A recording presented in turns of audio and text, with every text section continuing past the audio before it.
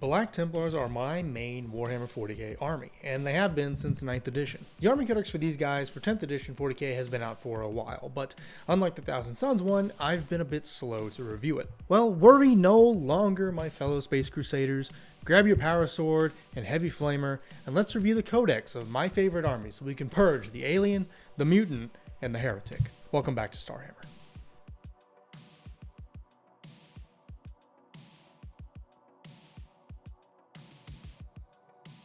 As with most Codex supplements, we got a couple of new units and several new detachments, allowing us a plethora of ways to wage an eternal crusade across the stars. Specifically, we have the Crusade Ancient and the Execrator Chaplain for our new characters, Templar Vows for our army rule to replace Oath of Moment, and 4 new detachments. Well, technically 3, but we'll get into that in a second. Starting off with our characters, these guys add a nice boost of utility and flavor to your Black Templars. The Crusade Ancient is who we're going to glaze first, and while his stats and combat ability aren't anything remarkable, his abilities are what make him stand out. Starting off with Vengeful Exhortation, this allows you to roll a d6 every time a model in the unit he's leading dies in melee, and on a 4-up, that destroyed model gets to fight back before being removed from play. This has come in clutch for me a few times with Crusader squads where a powerful enemy will kill a bunch of the squad, but most of them will tend to make that 4-up, and then that enemy has a ton of chainsword attacks and power weapon swings to contend with. And that can sometimes even happen before you get to swing. I admit, this has let several of my units go down fighting while defending a point. If they don't kill whatever they're swinging at, they tend to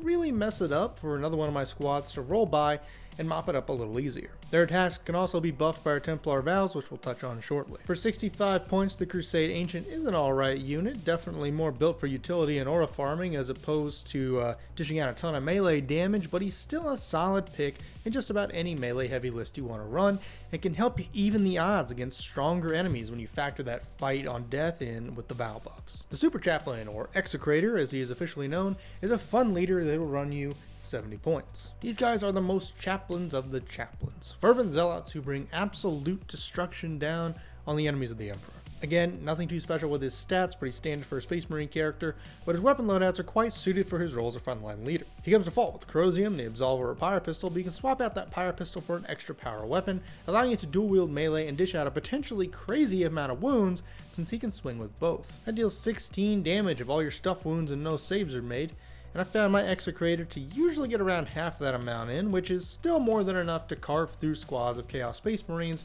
or other undesirables. His abilities kick ass with Remorseless Persecution, allowing him and his unit to advance and charge. Condemnatory Annihilation is a bit more situational, but whenever the Execrator's unit kills an enemy unit, every hostile unit within 6 inches of that destroyed unit has to take a battle shock test. Kind of imagine him killing the last traitor in the squad and then holding up a severed head to show all his buddies what happens when you go after the God Emperor's domain. Everyone around is going to be potentially a bit shocked at the fury, even other Heretic Astartes. This guy's a great pick to lead a hyper-aggressive unit such as Sword Bros, and with rules allowing you to reroll advance and charges and buff and melee strikes, the Execrator is truly a force to be reckoned with on the board. Speaking of vows, let's get into those.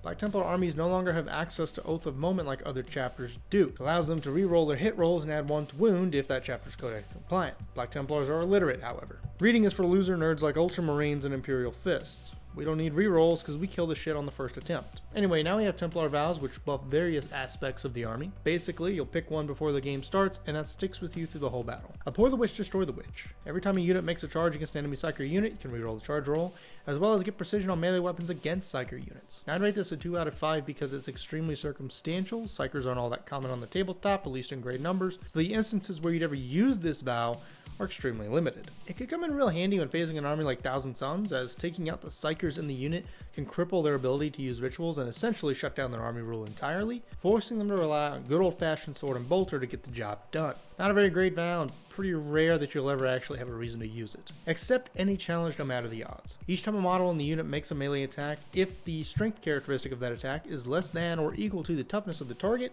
add 1 to the wound roll. I shouldn't have to point out how crazy good this vow is, especially if you're going up against tankier armies like Death Guard or Custodes, whose infantry are going to be quite a bit tougher than your Crusaders. This does wonders for your Crusader squads that are all packing chainswords, and with the right unit combos, can even help bring down vehicles like Armigers when paired with the right weapons and abilities. 5 out of 5, usually my default pick. Suffer Not the Unclean to Live. That'll let you charge after falling back, and while making it a pile-in or consolidation move, you don't need to move closer to the nearest enemy model, but rather the nearest enemy unit. It's going to be really good when you take into account the surge moves and the like that allow you to get a bit more flexibility in terms of your tactical mobility. 3 out of 5, kind of circumstantial, but when you get in with something like the Godhammer detachment where it's centered around being able to move and position correctly, it could help make scoring a little easier. Uphold the honor of the Emperor, our last vow, and specifically for your infantry, this vow allows you to do 2 things. At the end of your command phase, if a unit is within range of an objective you control, that objective remains under your control, in layman terms, sticky objectives. And in the mission you're playing features actions like deploy teleport Homer, you can do so after advancing. It's a pretty goddamn good vow if you want to focus on scoring points as efficiently as possible. Sticky objectives will allow you to secure a point, move up to where you need to be, while being able to perform actions after advancing can help you get a few more inches to get a unit into cover while you score that secondary, or something along those lines. Anyway, 4 out of 5. Vows are pretty darn good. I typically run the +1 to wound, as a lot of armies I go up against tend to run slightly tougher units than my Space Marines, such as Plague Marines or Terminators. These are probably the strongest points of the army, and certainly give them a unique feel from other chapters that they've been missing for most of this edition. But speaking of army rules, I want to take a moment to touch on the lack of Oath of Moment and the Heirs of Sigismund. The Sigismund one basically puts some restrictions on units, such as no Psychers, and none of those in this list, since Templars have their own version of some Space Marine units. Oath of Moment allows other chapters to reroll hits on a designated target, some even get a +1 to wound for being Codex compliant. We're better than that, however. We tend to kill things right the first time, or we don't kill them at all. Black Templars have the ability to use Oath up until very recently, and it was quite the shock when it was taken. I'll admit, I was a bit nervous. Hit rerolls are pretty darn valuable. But with vows giving us shit like +1 to wound on equal or tougher enemies, it makes Templars feel like their own brand of Space Marines. And not just Space Marines that like swords a little too much like they were before. The amount of depth and special combos you can come up with while list building and keeping these in mind is pretty impressive, and I gotta say, Games Workshop did a fantastic job. I don't miss Oath of Moment, neither will you. Well, with any new codex comes new detachments, and Templars got 3. Well, 4 if you count Wrathful Procession from Grotmus last year, but we'll get to that. First, we've got the Companions of Vehemence. Pretty cut and dry, this detachment lets you reroll advanced and charge rolls. From playing through these, I found that this is the best one to run if I want to be as hyper lethal as possible. It's also got some pretty juicy enhancements, though they are a little on the pricey side. Incendiary Animus is for 25, and for a Chaplain or Justiciar only, buffing the AP of their melee weapons by 1. Puts them usually, I think, at AP 3, pretty tasty, especially against units with no invuln save. Oathbound Exemplars for 15 for an infantry character, which adds 1 to the advance rolls made for it, and allows you to perform an action after advancing. So a little taste of that last vow we talked about. For this detachment, given rerolls to advance, this is a nice little buff for cheap. Merciless Denunciation for 25 is only for a Chaplain or Justiciar and lets the unit reroll hit rolls. This can make a unit like Blade Guard Vets or Sword Bros devastating in melee combat, and well worth the 25 points. Zealous Vanguard is the last one for 20 points, which gives a unit Scout 6. If you really want to score quick, this can get you in a good place, especially on an Infiltrator unit, since this can go to any Astartes character, and you can use it to get them into a different position or whatever after setup, but yeah, not worth 20 points if you ask me. For the stratagems, we have 6 to pick from. Devout pushes for 1 CP that targets a friendly enemy unit in the fight phase and allows them to consolidate or pile in up to 6 inches instead of 3 until the end of the phase, allowing you to potentially get an entire unit within fight range. Very nifty to get around terrain and such with. You also can't target a unit with this in the Hearts Hardened to Duty unless they're a Chaplain or Justiciar unit. Speaking of Hearts Hardened to Duty for 1 CP, you can target an Astartes infantry unit just before you consolidate them, and you don't have to move them to the closest enemy unit or model. Nice strat to use if you need to get to a point or into cover after a successful fight. For the Emperor's Honor is 1 CP in the fight phase for an infantry unit that gives melee weapons precision. Pretty easy peasy, but could come in handy at the right time. Pious Enmity for 1 CP targets a Chaplain or Justiciar unit that hasn't fought yet, and allows that unit to reroll hit rolls of 1 and wound rolls of 1 as well if the target is a monster or vehicle. Heresy Begets Retribution is for 1 CP in your opponent's movement phase just after an enemy unit finishes a normal, advance, or fall back move within 9 inches of a Justiciar or Chaplain unit isn't already engaged with another enemy unit. They can make a retribution move of D6 and can move within engagement range of that enemy unit. This allows you to nullify any chance of a charge bonus, which is a great counter for something like World Eaters. Finally, Dread Crusaders is for 1 CP you can use on an infantry unit right after they declare a charge, forcing that enemy unit to take a -1 to their charge. Companions of Vehemence is one hell of a detachment. Evoking images of Black Templar chaplains chanting litanies to motivate their battle brothers to push up the field as fiercely and as quickly as possible. This detachment is obviously very infantry focused. You want to move fast, you want to strike hard, and really stack up on chaplains and whatnot to get the maximum use of this rule set. I really love running infantry lists for my Templars, and this is the detachment I've gotten the most joy out of. It's also the one I lean into for more casual games, as I don't have to keep track of a ton of different things. No thoughts, only Purge. Up next, we're looking at Godhammer Assault Force, or Transport Detachment. About every army has seemingly got one of these this edition. Maybe transports weren't selling enough. Who knows? Anyway, the rule here is that if a unit disembarks from a transport and then charges, select a target they charge and force a battle shock test on it.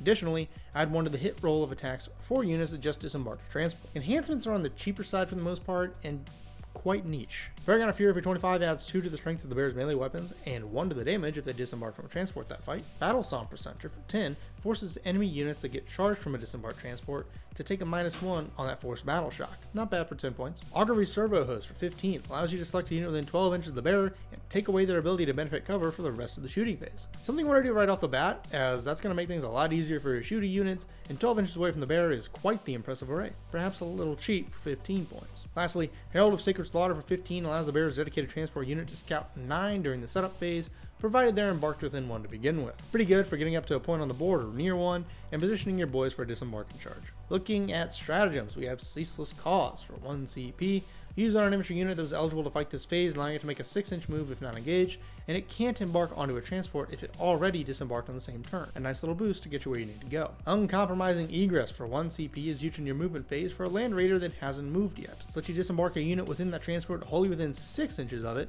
and within engagement range. Could allow for a little bit of cushion if something scary with anti-vehicle melee is coming for your land raider, or if you don't want to risk missing the charge. I tend to use my transports to provide cover on points for their disembarked units for a while, so this was a pretty neat little tool that made my opponent think twice a couple times. Gauntlet of the God Emperor is for 1 CP in your movement phase and for a vehicle that hasn't moved yet. It allows the vehicle to make a normal or advanced move horizontally through terrain features. Essentially, you get to move this through a wall and get your dudes right in the thick of it. Great tool for catching your opponent by surprise. Focused Hatred is for 1 CP in the charge phase for a unit of yours that is just charged after disembarking a transport. Till the end of the phase, it allows your unit to move through enemy models, though not in their move within engagement range of a unit they didn't target for the charge. Pretty neat if you want to get through a mob and into an enemy unit that actually matters. Condemnatory Info Screed for 1 CP is in your fight phase for an Astartes unit that hasn't fought yet. It allows the unit to reroll wounds of 1, provided they disembark from a transport that turn. If they disembark from a land raider, they can reroll the wound rolls instead. Blessed Hull is our last one for 2 CP in your opponent's shooting phase after they select their targets, and for one of your vehicles that was the target of those attacks. Till the end of the phase, you can subtract 1 from the damage of attacks to get through. A bit much for 2 CP, but on the other hand, that can really come in clutch against something like the Melted Keyword or the +X of things like a Laser Destroyer, and help your vehicles cling to life a little while longer. And Godhammer's a detachment I have a complicated relationship with. Very, very niche and my least played out of this codex, given how I only have a couple of land raiders, so my experience with it is a bit more limited. The enhancements are solid for how cheap they are, but the stratagems are quite a bit more specific than I would like. Not a bad detachment, though it's probably the one I get the least enjoyment from. And it does dictate that you play a very specific way. That's not really my thing, but it's a solid detachment if you like land raiders and getting your dudes up on the board and posted up turn 1. You just have to be a lot more rigid in how you conduct that operation. Vindication Task Force is up next and it provides a very unique way to play Black Templars, and that is defensively. I know, not something you hear very often about these guys, but this detachment is all about sticking power. Your rules are Purge, Sanctify. Each time an attack targets an ancient unit within range of an objective you control, if that attack's strength is greater than the toughness of your unit, the enemy takes a -1 to wound. Additionally, each time a Crusader Squad unit makes a Righteous Zeal move, it can move towards the closest objective as opposed to the closest enemy unit. Starting with our enhancements, we've got the Imperialis of the Eternal Crusade for 15 for an ancient model only. Each time an enemy unit selects this ancient's unit as the target of a charge, they subtract 2 from the charge roll. This can save your bacon against armies like Blood Angels and World Eaters that get bonuses often from charging. Consecrating Aura is for 25 and it gives you a unit a 5-up invuln save.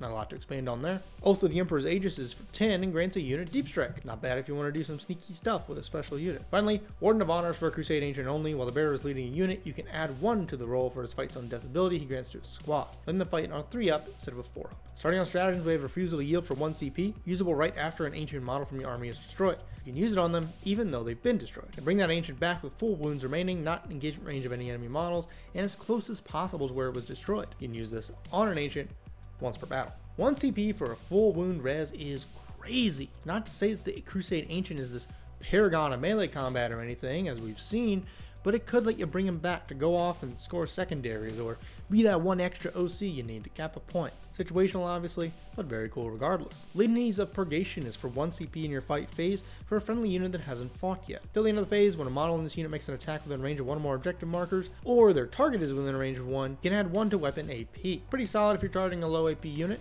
like Crusader squads with it. Give your chainswords that extra oomph. Spore of the Unholy is for 1 CP in your shooting or fight phase for a unit that hasn't shot or fought yet. Till the end of the phase, the unit has ignore cover on ranged weapons, and any attacks can ignore modifiers to the weapon or ballistic skill. A very simple, but surprisingly useful stratagem, at least in my game, as I was going up against a ton of Necron Chronomancers for a while that make you take a -1 to hit, and Blood Angel Sanguinary Guard have something similar. Reclaim Our Honor is for 1 CP in your opponent's shooting or fight phase just after they destroy an ancient model that hasn't been targeted by the refusal to yield strat that phase. Target 1 friendly unit visible to that enemy unit until the end of the battle. The whole ass battle, each time an Astartes model from your army attacks that enemy unit, you add 1 to the hit roll. The only restriction is that you can't use this and refusal to yield on that ancient in the same phase. This sounds a lot more powerful than it actually is, but I've learned that it could be nice against some of those spongier units like Blade Guard or Terminators, just to give you a little better chance of landing additional shots and additional wounds. The powerful part is that this is a strategy you want to use to focus fire on a particularly troublesome unit, since it benefits your whole army. Recitation of the Revered is for 1 CP in your opponent's shooting phase just after they pick their targets.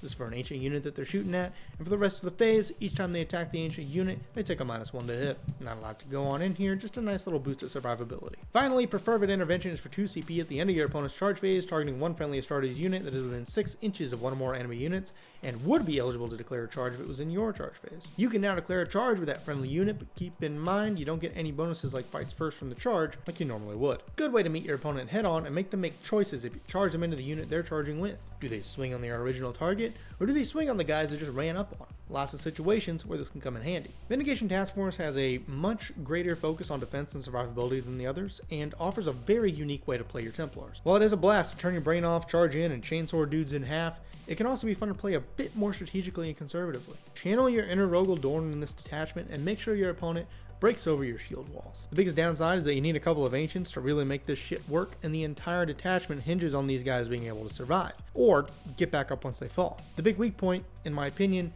is the ability to get all your dudes precisioned out of their squads, so be sure to place yourself appropriately. This attachment meshes very well with Uphold the Honor of the Emperor vow, allowing you to move and score with ease, and with all the objective focus shit in this, you'll want to run an infantry heavy list so that you can move in and secure the board as quickly as possible. Wrathful Procession is our last detachment here, and I won't go into a ton of detail since it's been out for over a year, but I will list the rules and a fun little combo I've discovered with it. At the start of each of your turns, you get to choose from one of these litanies, and they last until your next turn. You can get a +2 to move and a +1 to advance, +1 to strength for melee weapons, or a 5-up invulnerable save against ranged attacks, and it'll apply to all infantry and mounted units in your army. Lists in this detachment mesh incredibly well to accept any challenge, letting you add a +1 to wound if the strength of your melee attack is less than or equal to the toughness of your target. This leads into what I call the Hellbrick Death Brick. Pair the +1 to strength with accept any challenge, High Marshal Hellbrick, which adds another 1 to strength to weapons in his unit and an extra attack, and pair him with a full stack of sword bros with all their beefy power weapons, as well as a Castellan for hit rerolls. Combo grants you a +2 to strength, at least, pushing most of your stuff into the strength 7 to 9 range. Use this unit against scary things like tanks, knights, and the like, and you'll be able to get that +1 to wound from your vow as well, essentially allowing you to wound even the toughest targets on a 3 or 4 up. Top it all off,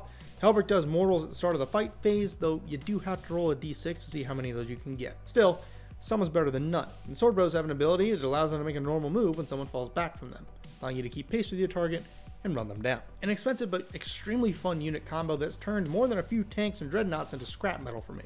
I personally think this is a pretty slept on detachment. You can get up the board very quickly with that +2 to move, and you can hit very hard with that +1 strength. Doesn't sound like a lot, but it can make all the difference for something like chainswords that tend to wound on 4 or 5. Stratagems are sort of mid, but there's one in there that helps you ignore debuffs, and the enhancements are cheap but effective. I did make a whole ass video about this detachment, specifically when it first came out, but it's a better detachment than most people give it credit for. It's very competitive, not really, but it is a lot of fun, and on this channel, that's what matters most. So for our Black Templar specific units, I'm kind of going to rapid fire these a little bit, as they're mostly just Space Marine or Space Marine vehicles when it comes to stats, but I'll make note of things that stand out. High Marshal Hellbrick is first up at 120 points, with a pretty decent ranged weapon that's going to soften up most infantry units with a little bit of that 4-up dev wound. His melee attacks are downright scary though. No keywords, but you don't really need them with the right valid detachment. Or just in general really. A strike profile is what you want to use when you want something super dead super quick, and the sweet option is also great for clearing out larger squads. His abilities are adding 1 to attack and strength of weapons in his unit, which does proc off himself when he's leading, and mortals at the start of the fight phase for a unit unlucky enough to start off an engagement range of him, potentially shredding through squishier targets if you roll well with it. I've killed some units outright with this even before I swing, and it's not an ability to sleep on. Even just 3 mortals are more than often enough able to take out at least 1 model, or even 3 if they're 1 wound apiece. He's a bit pricey on points, but given his sheer power and melee, I think it's a pretty fair points cost. The Castellan is next at 65 points, and is our version of a Primaris Lieutenant. Not much to see here, pretty much has the same stuff as the lame version, but his abilities are quite nice. Vehement Aggression lets you take a leadership test when selected to fight while leading a unit. If passed, his unit can reroll the hit rolls for that fight phase, while failing it grants hit rerolls of 1. Either way, a 6-up leadership test is something you're probably going to pass most of the time. Prioritized Eradication allows you to roll a d6 after this model's unit destroys an enemy unit, and on a 4-up, you get a CP. The Castellan's a pretty good utility unit for 65 points, and honestly, you should probably take him in most list for these 2 abilities. Especially if he's leading a Crusade squad with those chain swords that have sustained 1, you get more chances to popcorn hits and really put the hurt on something. You can also attach him to a unit being led by a chapter master or a captain, giving a unit like Helbrick, like we mentioned earlier, even more lethality with those hit rerolls. Up next we've got Grimaldus for 110 points. He's a little bit different, as he has his servitor retinue carrying the relics to give him and his unit their buffs. You can delegate wounds to them if need be, but they are only 1 wound each, so they fold pretty easy. Anyway, he's got a plasma pistol and the Necrosium all chaplains carry, but Grimaldus is not only a monster of a melee unit, he's a monster of a utility unit. He has a 5-up Field of Pain, allowing you to shrug off some damage from time to time, grants his unit full hit rerolls with Litanies of the Devout, and gives you a choice of 1 to 3 buffs for the relics, which you choose in your command phase to last until your next one. You can have +1 to advance and charge, +1 to toughness for models in the unit, or +1 to AP of melee weapons in the unit. Like Helbrick, he does proc off himself and gives you a little something to deal with in every stage of the game. From the +1 to advance to help you up the board, to the +1 to AP for your charge, to the +1 to toughness while defending. Throw hit rerolls in there, and you can see why Grimaldus and his units are pretty darn scary. Now we have my boy the Emperor's Champion at 90 points. Pretty unremarkable at range, but quite the effective character killer in melee. He has lone op, making him untargetable unless he's within 12 inches, and his melee profiles are designed to either 1v1 a character or wipe a grunt squad with ease. Strike profile, having anti-character 5-up and precision, allows you to land hits on even tougher characters such as Primarchs a little more effectively. His abilities are pretty neat, with Armor of Fate allowing you to blanket damage that got through to him once per phase. Sigismund's Heir indeed channels the spirit of the first time marshal, giving EC a +2 to charge against units with a character keyword, and once per battle dev wounds on that unit as well. Again, allowing you to more effectively wound bigger characters like Primarchs or the Silent King, and get around that pesky and vulnerable save they all have. Honestly though, I haven't used him much in combat. With his lone op, he's quite the effective secondary objective unit, though he is no longer an epic hero, so he can run enhancements if you wish to do so. For 90 points, I'd say he's worth it. Our final character is the Marshal, the Black Templar equivalent of a Space Marine captain, for 80 points. Pretty typical range loadout you'd see for a character like this, but he gets an impressive amount of attacks for his melee and lethals on top of it, making him a bit more dangerous in fighting. Some of you eagle-eyed players may have noticed his abilities are quite different than your typical captain. Inspirational Exemplar grants 5-up crits to him and his unit, making him great to throw in high volume units like Crusader squads. Previously, Helbrick's ability. Pious Fervor grants an additional attack, up to 3, for each enemy unit within 6 inches of him, reflecting the Marshal's desire to be right in the thick of the action and making him very capable of bodying squads on his own should it come down to it. For 80 points, the Marshal isn't easy auto include. He has great utility, great melee damage, and meshes pretty well with any unit he's capable of running with. Moving on to more infantry units, we got the Crusader squad. Just a single iteration now, these guys haven't changed a ton. Able to run a bunch of chainswords and a couple of power fists among other things. These guys are the staple of any Black Templars army at 150 for 10 or 310 for 20. Pretty steep, but these guys do tend to shred through most infantry opponents. Sustained 1 on chainswords can be absolutely insane, and with a Marshal granting them 5-up crits and a Castellan granting them hit rerolls, these guys are a force to be reckoned with if you play them properly. They also have a surge move, allowing them to make a d6 +2 move towards the closest enemy unit in your opponent's shooting phase when you lose a model, and even end that move in engagement range. You may not get the charge bonus, but you'll be safe from other shooters and primed and ready to go for that fight phase. Keep in mind, you can't do this while already engaged, and can only do it once per phase, and only if you aren't battle shocked. I usually run at least 2 squads of 10, which gives me just enough battle line manpower to carve through enemy infantry, and they aren't too expensive for what they can do. Honestly, it was an auto include for me. Up next we have a Black Templar Sternguard veteran squad at 85 for 5 or 170 for 10. While they have a decent amount of keywords and a couple of loadout options, they are just bolters. The dead wounds are nice, and they get to reroll wound rolls of 1 if targeting closest to enemy, but to be honest, these guys kind of suck compared to everything else. Even regular Stern Guard are mid at best. Not a bad option if you need a cheap ranged option to pad a list out with, but you'd be better off with something like Intercessors that have actual utility and will cost you less points. The Sword Brethren are probably the most famous Black Templars unit, coming in at 105 for 4, 130 for 5, 235 for 9, and 260 for 10. Quite the weird points makeup, but you can buff those loadouts with fancier shit the more dudes are in the squad. I typically run them in 5-man squads because, at least to me, that gives me the best return on my points investment. You have a ton of melee options you can pick from depending on how many dudes you're running, as well as some range alterations to be made. You can read all that for yourself, but those keywords in melee are what makes them so fucking dangerous, especially when paired to the Marshal for 5-up crits and a Castellan for rerolls. Basically, they pair well with almost any character we've covered. Their ability has taken quite the hit, however. As of now, they can make a normal move whenever someone falls back from them in engagement.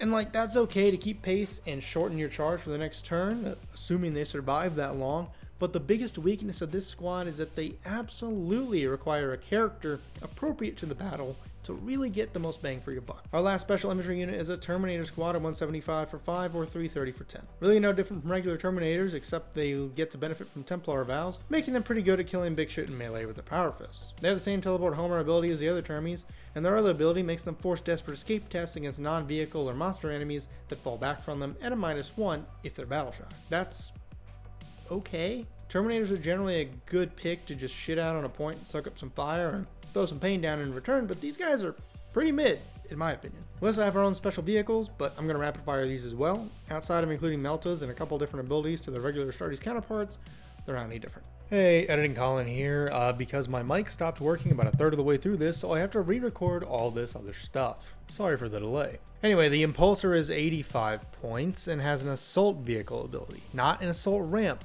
mind you. But this allows the unit to disembark after the transport has advanced, though this does make them ineligible to declare a charge if they do so. The Impulsor is a fun little vehicle, and I can see how this would be handy if running a defensive squad in it, like Blade Guard vets. Fast, can hold its own in combat surprisingly well, and can do hit and run and pick up drop off into the combat zone pretty easily and quickly. All your Predator variants are largely the same, they just include a Melta, and the Valiant is the only one that takes a 10-point increase. The Land Raider Crusader is our special little transport, clocking in at 220 points. Though largely the same as any other Land Raider Crusader, this thing has the legacy of Druilas ability. This allows units that disembark from it to reroll hits and wounds of 1 against a target the Land Raider has shot at this turn. Pretty good, considering you can disembark and charge from this thing, and that flamer weapon shreds through infantry. We love our torrent weapons, it makes burning heretics a whole lot easier. The Repulsor is a little bit different than the regular one, allowing units embarked upon it to disembark within 6 inches of it and not within engagement range of enemies. Not bad if you want to bail out and potentially avoid any emergency disembark tests